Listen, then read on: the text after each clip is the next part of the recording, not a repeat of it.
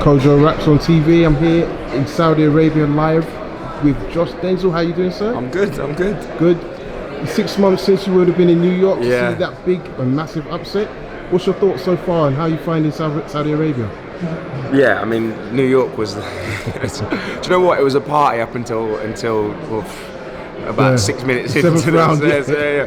So I was thinking, wow, this was an upset. This was crazy. Like, it was upsetting. But Saudi, you come to Saudi, it's like, you know what? It's so alien. You know what I mean? To have the boxing here to come. I never thought I'd come to Saudi. Exactly. And yet, you know what I mean? I'm here now, and it just feels different. Like, it feels like this is no nonsense. This is business. You know, you speak to Josh, you speak to the team, and it's hyper focused. There's not the same kind of laughing and joking and jovial atmosphere. This is like, I'm here to do a job. So, I mean, and that's good because obviously you work. We've got your own platform, but you're working with JD.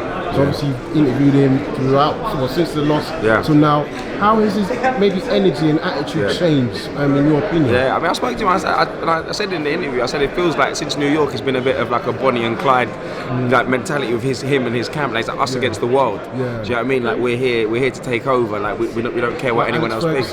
Yeah, exactly. Like, you know what? It's purely like, I'm here to do a job. You might have written me off, but I know in my heart that you know what I mean, it was a bad night for me. I'm going to reverse that. I'm going to make it happen. And it is that laser focus. They're just on controlling what they can control. You know what I mean? There's no outside influence. You know, sometimes he'll come in with the boys and have like 5 minutes of banter and take himself away. And then, you know what I mean, he's there. He's like, cool, I want a little taste of that, but really and truly, I know why I'm here, and I'm here to work. And I mean, a lot's been spoken, and a lot of the critics came out. I mean, what was your thoughts when you saw so much criticism, people criticising Bob McCracken, his circle, his lifestyle, everything? What was your thoughts when you heard all of that and saw it online? This is what the British media does. You know what I mean? We build our heroes up. I'm international, by the way, if you ask me. Yeah, all right. You know what I mean? You know, same. Yeah. But like, they build the heroes up, and then they cannot wait for a slip up, whether that be in the public life, whether that be in sport or whatever their field is. So it was almost like you expect it. Everyone's like, oh, hype job this, Eddie Hearn's done too much. That, if you actually look back at it, like, you know what, like, he won the world title after 16 fights. You know what I mean? Olympic gold medalist. Like, in the glamour division, in one of the big, you know, in one of the most competitive divisions in the whole of boxing. So it's not surprising that the media then came out and people started talking like, this is what happens. This is what happens, and I think that I'm not sure that anyone was really surprised that this was happening, because people were saying that. Do you know what I mean? Like, oh, he's ducking this person. He won't fight this. He'd lose to Fury. People will always talk, and the only way that you shut them up is by coming out, especially in this rematch, and knocking him over. And just on that, I want to throw. I mean, how when you heard he was going to take the immediate rematch? Obviously, you were in New York. I mean, let's be honest. We know the sport. It wasn't a Hasim Rockman one punch knockout loss. It was after a punch. It was quite decisive. Were you surprised that he was going to take it, or did you think that's the man that I know? No, I think I wasn't surprised. Too good looking, this kid. Too good looking, this Man like boxing.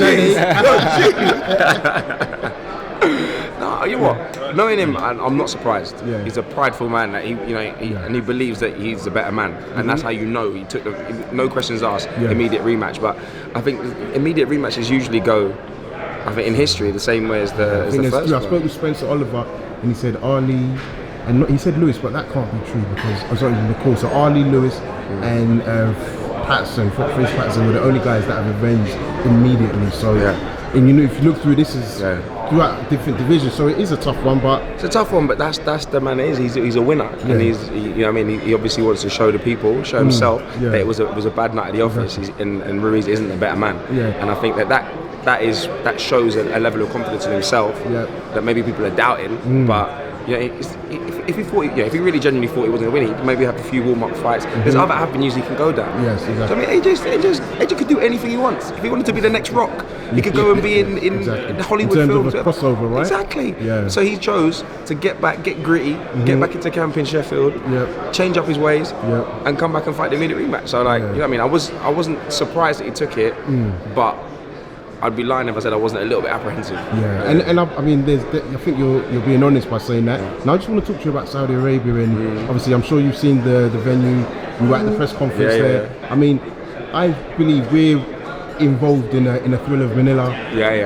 This is huge. This is huge. This is an overseas fight. When was the last time you saw such a huge overseas fight?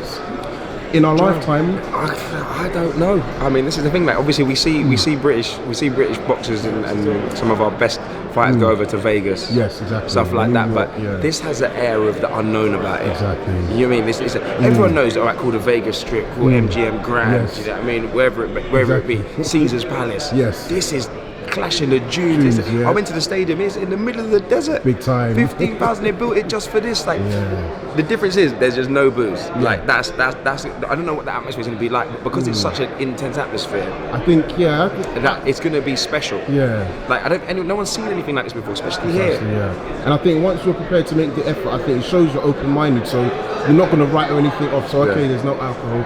Okay, it's not like a nightclub, bar, rooftop the way it is in New York. But actually, it's embrace the culture. Different. You know what I mean? You got to come here. You got to fit in. You got to do what the local people do, and it's making sense. We've been chilling every night. Little shisha bar here, little coffee, teas. It's a nice detox.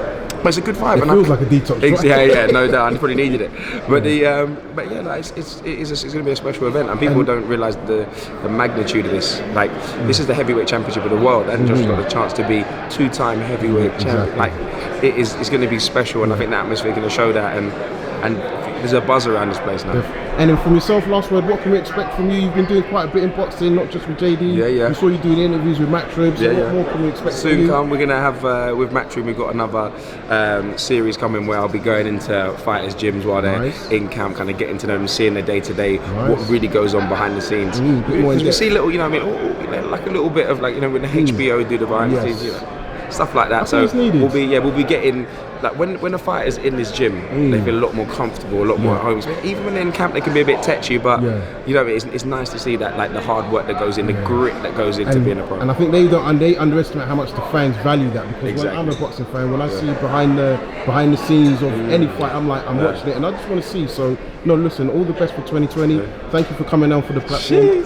I would say shout out your social media, but I think everyone that watches this is going to know you anyway. Be on Instagram, Twitter, Snapchat, whatever. Come on, more boxing content coming soon. Definitely. Thank you very much, brother. Take care, man. Cheers.